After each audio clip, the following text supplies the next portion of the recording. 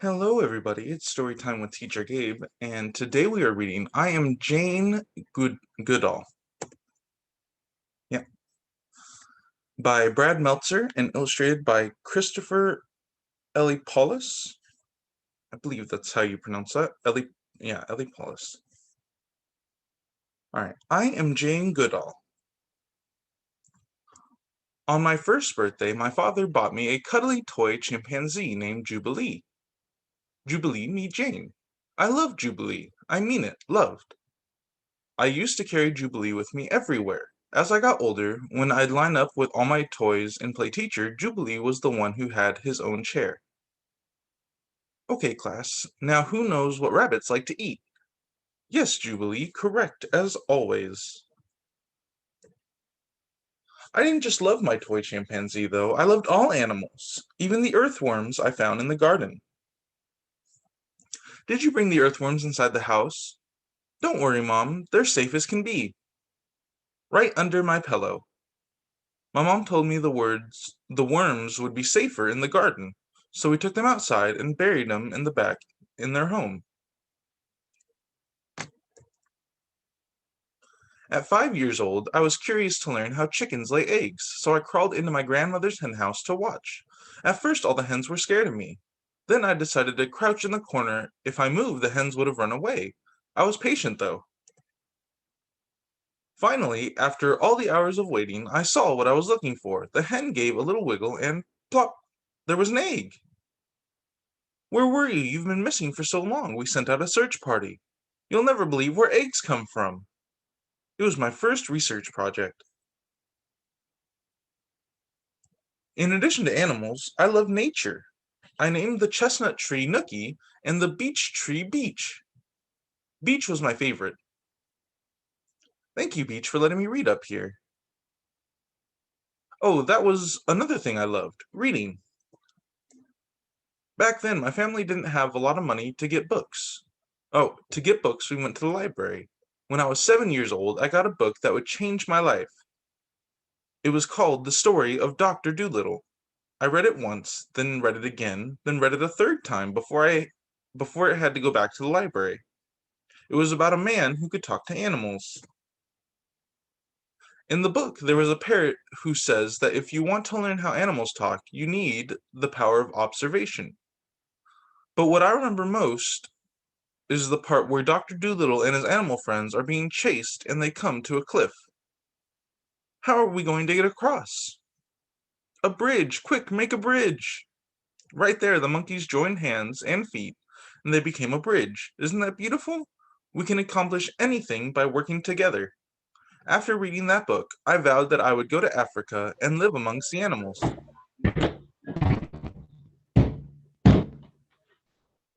By the time I was 12, I had my own nature group in the Alligator Club. Oh, I had my own nature group named the Alligator Club.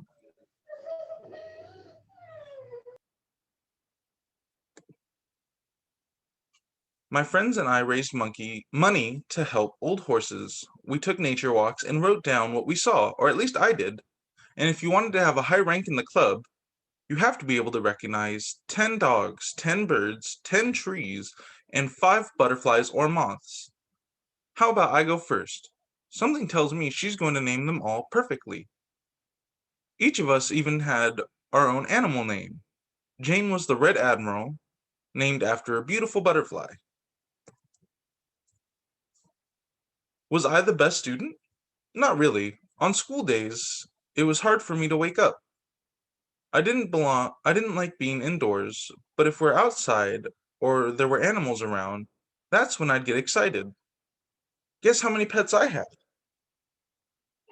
There was a lizard with no legs named Nor, a guinea pigs named Gandhi and Jimmy, racing snails with numbers painted on them, Pickles the cat, Hamlet the hamster, and Peter the canary. And that didn't include the dogs I looked after, like my favorite, Rusty, who liked wearing pajamas. Woof! That means he likes pajamas. I wanted a job where I could learn about animals. But back then, if you were a girl, people didn't think you could become a scientist. They expected girls to become nurses, secretaries, or teachers. I wanted to go to Africa. I wanted to study animals.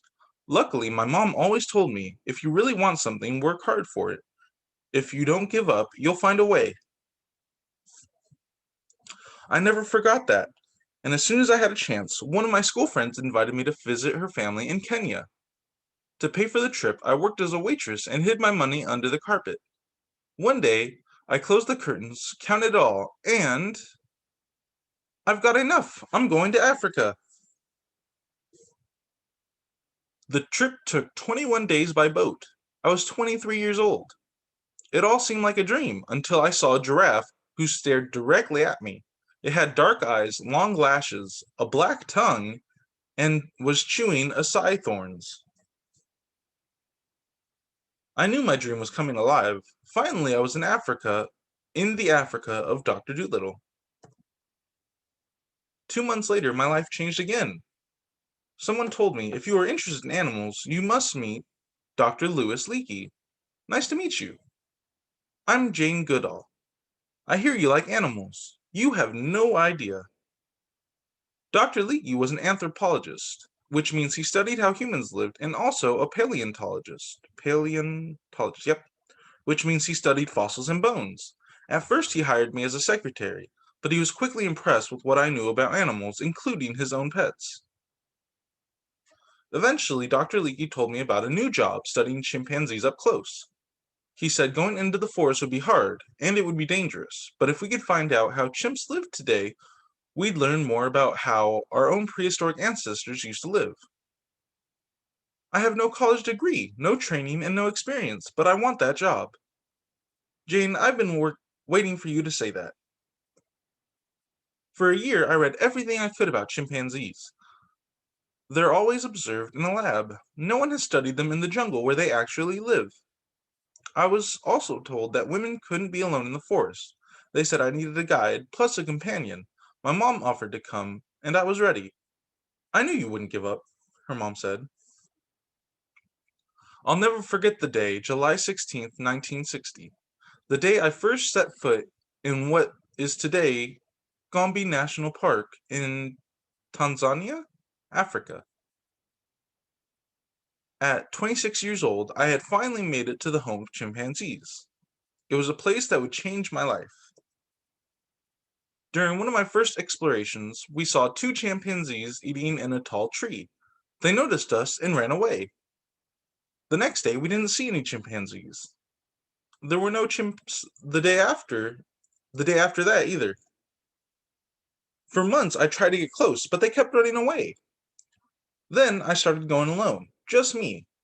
I'd go in a high area called the peak and look down with my binoculars. This was my secret. Be patient, learn about how they live, slowly move closer and closer. In time, I saw that the chimpanzees would hang out in groups of 6 or fewer. The female chimps would be with the children, and the male chimps would be with one another. These weren't mindless animals, this was a community. Still, it took nearly a year before I could get within 100 yards of the chimpanzees. One day, I came back to camp and found out one of the male chimpanzees took our food, including your bananas. Fantastic, that means they're not scared of me now.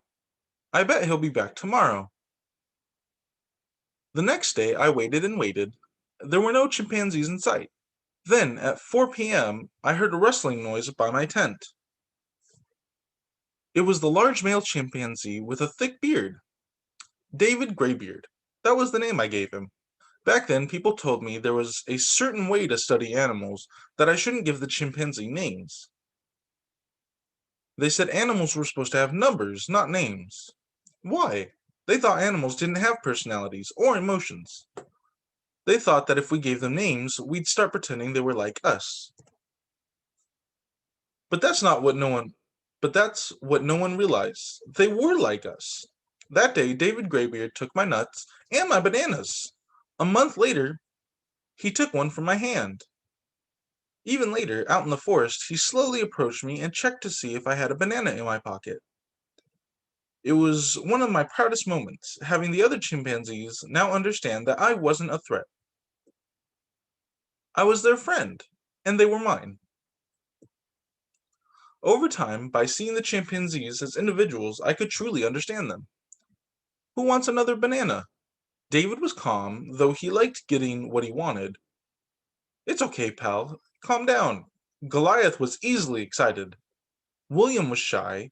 Old Flo was a strong mother, always bringing her daughter and son. As I watched, I learned one of the coolest things of all. One day, I saw David Graybeard stripping leaves from a twig and then sticking the twig into a termite mound. He wasn't just using the twig as a tool, he had made that tool. Before that, scientists thought only humans could make tools. There was no doubt now that these animals were intelligent. Every night, I'd write in my journal about what I observed, and every day I saw the chimpanzees doing the same things we do, holding hands, tickling, kissing, even patting backs to reassure one another. The more I observed, the more I learned. Soon I had so much information I needed a tape recorder. Then I needed an assistant to help observe all the other chimpanzees' families in the forest. 6 years later, what started with a notepad and binoculars became a full research center. Now I was the one in charge. Isn't it wonderful? Look what we can build together. Today, thanks to our work in Tanzania, the whole world knows that animals have their own personalities and complex relationships. In my life, people told me there was a certain way to do things, a certain way to study animals, and a certain way that girls should behave. They told me to follow the rules. Instead, I followed my gut. In your life, it will be easy to see how others are different from you, but there's so much more to gain if you instead see how alike we are. All of us are living things, share so much, and we have so many things in common. When we realize that and look out for each other, that's the most beautiful way to live together. Today, Dr. Goodall's work has grown, reminding people everywhere that we all share this earth every day. When we protect the planet, we protect each other.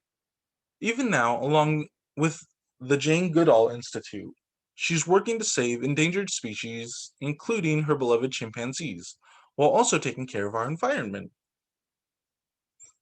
With more than 150,000 groups of young people in 130 plus countries, the let's see, the Roots and Shoots network connects youth of all ages who share a desire to create a better world. Give them a call, and you can be an environmentalist too. Want to work with animals one day? Watch your favorite animals and see what they do. Make notes, read books about them. They're so much like us. I am Jane Goodall, and I see so much that we have in common. Watch, observe, be patient, and it'll teach you this. We don't own this earth, we share it. Listen to the feelings in your heart. We are responsible for the animals around us. We must take care of them. When one of us is, when one of us is in trouble, be it human, creature, or nature itself, we must reach out and help. When we do, we build a bridge that will carry all of us.